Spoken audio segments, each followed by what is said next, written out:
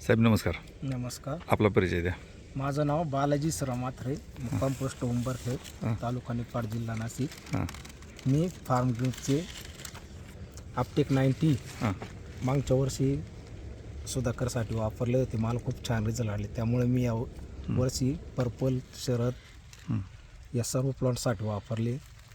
त्याचा वापर मी 70व्या दिवशी केला होता. हं. मला साईजमध्ये एवढ्या थंडीत पण फरक जाणून आला. तसंच लस्टर हं. आणि जी काडी वजनाची समस्या होती आम्हाला, बोटलोडिफ्लोडिया, हं. ती जवळजवळ 100% फरक पडल्याचं जाणवलं. हं. खूप छान प्रोडक्ट आहे हं. आणि सर्वांनी वापरायला काय हरकत नाही असं माझं मत आहे. आणि खरेदी करताना त्या ड्रमवरचा हा लोगो पाहून घेणं हं. गरजेचं आहे. कारण बरेच बेसल प्रोडक्ट मार्केटमध्ये उपलब्ध झाले. आपली फसवणूक होणार नाही हं. याची सर्वांनी हा लोगो पाहून काळजी घ्यावी.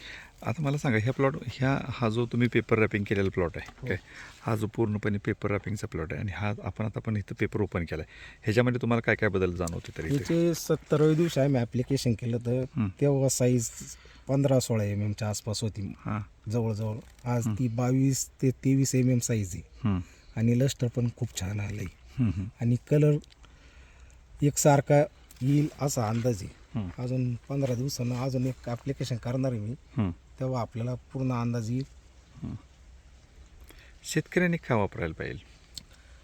कारण क्वालिटी आहे आणि खरंच डोळ्याला असा फरक जाणवतो. आपल्या डोळ्याला फरक दिसतो. त्याच्यामुळे वापरण्यास काहीच अडचण नाही. त्याच्यामुळे प्रत्येक शेतकऱ्यानं वापरलं पाहिजे असं माझं मत आहे.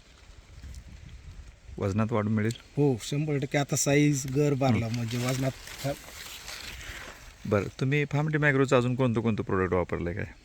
आणि गड जिरू नये म्हणून आम्ही ते केडीएम प्लस वापरलं तर हां, त्याचे रिझल्ट सुद्धा खूप एवढ्या पावसात छान आले. हो ना? जो बाळीवर जाणार गड, कमकुवत गड, हां. असली खूप छान रिझल्ट आले त्याचे.